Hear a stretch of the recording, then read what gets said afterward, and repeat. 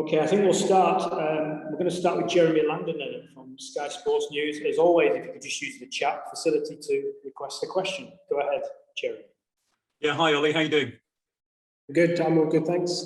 Good stuff. Just checking on your thigh injury. Are you 100% for the first test? I think a decision's still got to be made. I've been hitting a lot of balls, just trying to get as much running as I can done as possible. And I guess over the next sort of day or two, a decision will be made. So I'm hoping to be, but I guess it's up to sort of physios and management just to sort of manage the risk of it. Can you just clarify, where the injury is and what kind of discomfort you've currently got? It was in my quad. So at the time, it was sort of a grade 3 tear in my quad, but I think it looked worse on the scans because I'd probably played a couple T20s on it after I'd done it once, so the swelling looked probably worse, then potentially grade 3. And then it's just sort of that high sprinting, as you sort of feel it a little bit, but nothing major. I guess it's just trying to make sure if I do play this one, it's not going to be an issue for the next 4 if selected. Sure. Obviously, the Ben Stokes news is a bombshell development before the series. I mean, what's your reaction? Yeah, I think it's obviously sad, but I think it's a reminder to everyone. I think we, as a nation, as the world, we look at Stokesy as sort of a real sort of macho, a real fighter, a real character, and that he is, and absolutely. So I think it's a reminder. It shows sort of how mentally straining sort of cricket can be, and sport at the highest level can be, and I guess the COVID situation and being in a bubble away from your family sort of does make that tougher. But we will support him 100%, and we sort of I'd love to get him back when we can. But I think the sort of mental health and that kind of thing is much more important than the game, I guess. Yeah, sure. I mean, Ollie, how have you been finding it? You spent 4 test matches in India in the bubble there, 6 test matches in the bubble back home last summer. I mean, how did you deal with it? How tough was it?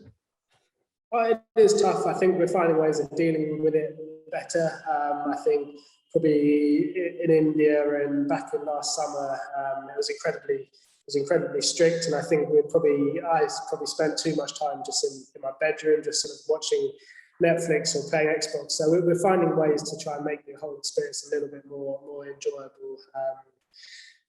So I think, yeah, and that will help hopefully us on the pitch as well, and enjoying the experience a little bit more, I guess, off the pitch. Can you just tell us how less strict it is this time than it was, say, last summer in England for the test matches? To be honest, I think we're going to sit down and have a chat about it and manage the risk assessments this evening. So I think we only got in yesterday, so we're going to have a good meeting this afternoon on that.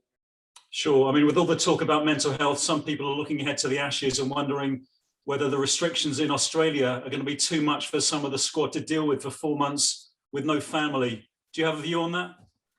I think we're still, as Cricket Australia and the ECB are still 100% trying to sort of come to agreements and trying to work out what's best for us players as possible. So I think guys with families and kids, and guys, I guess, who go to the IPL as well, you break it down and you look at it, and if that did happen, then they wouldn't probably see them for almost half the year just like that, and that's putting aside all the other series as well. So I think everyone's sort of got their own decisions, but I think, yeah, I don't think a specific agreement's being made between the two yet, so we're still waiting to hear on that as well. Just on the test series then, Ollie, I mean, it's a big series for England and a big series for you, isn't it, after only 84 runs against New Zealand? Yeah, no, it is. Big series for everyone. I mean, how would you assess, your recent test match, run accumulation? I mean, do you feel under pressure in this series to kind of nail some big scores? Oh, absolutely. You always want to get the big scores. I think obviously in a 2-match series comes and goes pretty quickly. I think I had a lot out, so sort of 3 innings. It was frustrating not to kick on and get a bigger score, but I felt really good in the middle. And sometimes that's just how cricket goes. I think you can feel real good, you can be playing really well, and suddenly as a batter, obviously you're out. So hopefully, if I do get myself in and do get a go, then I can kick on and get a big one. But of course, there's always pressure on you to perform and score the big runs. And I try and sort of approach each test match in the same way and try and give myself the best possible chance to go and make a big 100. And just finally from me, when you made your test debut against India, 3 years ago, it was a 4-1 series victory for England. what are your memories of that series and, you know, making your first steps in Test cricket? And is it going to be tougher this time than then? I guess that I was certainly only around for two. I only played those 2 games, but I was in the squad for after that as well, and it was an amazing experience. It was awesome to sort of play a test at Lords, played a test here at Trent Bridge, and yeah, obviously we won the series, which was great. But they're obviously a very strong side. India, a lot of them were on that tour as well, so they've got those experiences behind them as well. So I'm sure it'll be a great challenge, and I think the boys are really up for it and looking forward to it. Thanks, Ollie. Good luck. Thank you. Cheers. Thanks, Jeremy. We've got Gideon and then Matt, please. Hi, Ollie. Against a side as good as India, how much of a blow is losing Stokes? Yeah, of course it's a blow. I think no matter who you're playing, Stokesy is one of, if not the best all-rounder in the world. So you're always going to miss him if he's not playing. But obviously we're well behind him with that decision, and wish for him to be all the best he can as soon as he can. But we've got some other great all-rounders. We've obviously got Sam's back in the squad, who's another all-rounder option. We've got guys like Craig Overton who's come in, Ollie Robinson, who, especially in English conditions, those guys are seriously talented bowlers and offer a lot with the bat as well. So I think obviously it's a shame to miss him, but we've got guys who will come in and I'm sure they'll step up.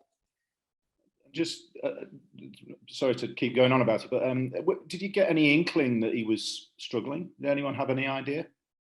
I'm not really 100%. I guess I haven't really seen him since the India series, because he's been off for everywhere really, IPL, and then he played that one-day series. So being completely honest, I haven't really had much contact with him since that test series in India, but I'm sure some of the guys I think it's important for us to speak out.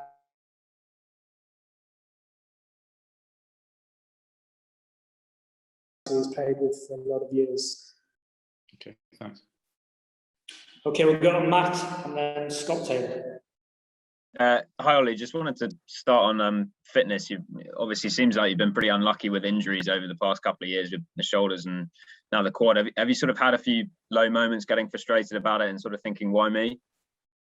It is frustrating. I think the shoulder ones are even more frustrating because there's not really a lot. You sort of give 100% in the field and suddenly you're left with 2 shoulder operations. And I guess the quad, this is a sort of obviously more short term. It's frustrating. So especially when you're missing games because you just want to play the whole time. But I think with the ECB, I guess with the schedule that the T20s are running, I think we played five T20s in 7 days after I had to do 10 days basically sitting on a couch because I had to isolate because it was a close contact. So I guess going from 10 days on a couch to 5 games in 7 days is always going to provide a little risk. So it is very frustrating, but hopefully sort this squad out and hopefully it's the end of it. I also wanted to ask, obviously, sort of a lot of talk earlier in the summer, I'm sure you're aware of it, about your technique and guard and that sort of thing. Have you sort of found it difficult to cope with that scrutiny, or are you quite used to it after a couple of years as an England player now? I think you've got to get used to it. I think probably when I was first playing, you looked at sort of how I got out, and people would say, you should stand a little bit further across and they'll help you leave that 5th stump ball, and then you stand a little bit further across, you get hit on the pad once and suddenly you're standing too far across. So I think it's interesting, but I think you've got to be pretty stubborn as a cricketer. I think in this environment, everyone's going to have an opinion, and you are going to get out some way. I'm not sure, obviously that can change.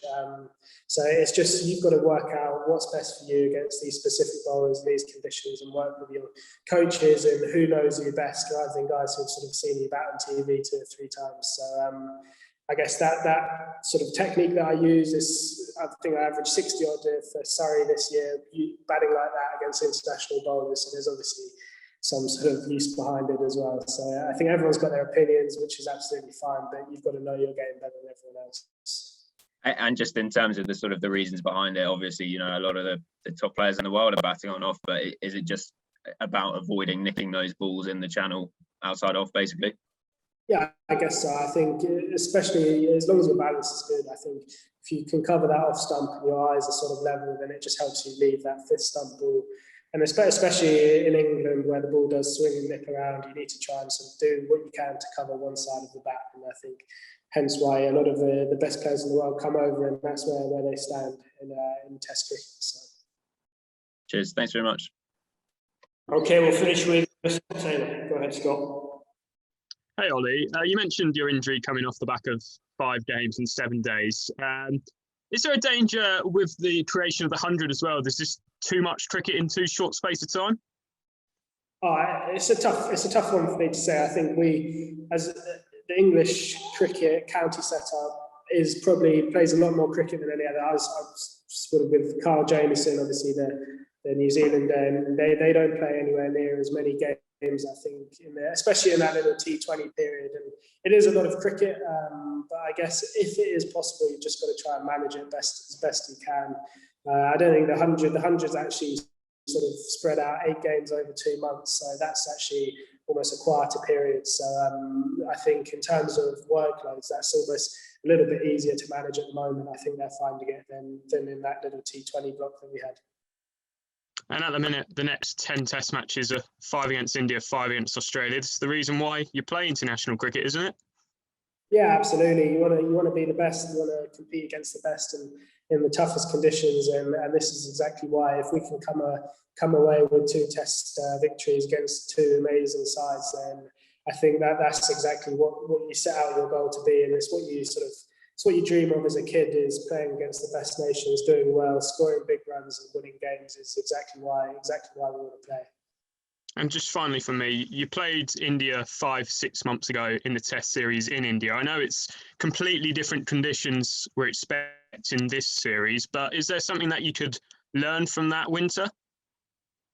I think the conditions are completely different. I think obviously that was a big challenge against spin. There's a lot you can learn in terms of how you play spin from that series, and obviously facing a lot of Ashwin out there, you can realise, you can sort of see his different variations, and he's a very skillful bowler. So I guess in terms of that, yeah, you can learn some things, but yeah, the conditions are going to be probably polar opposite, really, when playing a team like India in England. So it's going to provide some different challenges. Perfect. Good luck this week.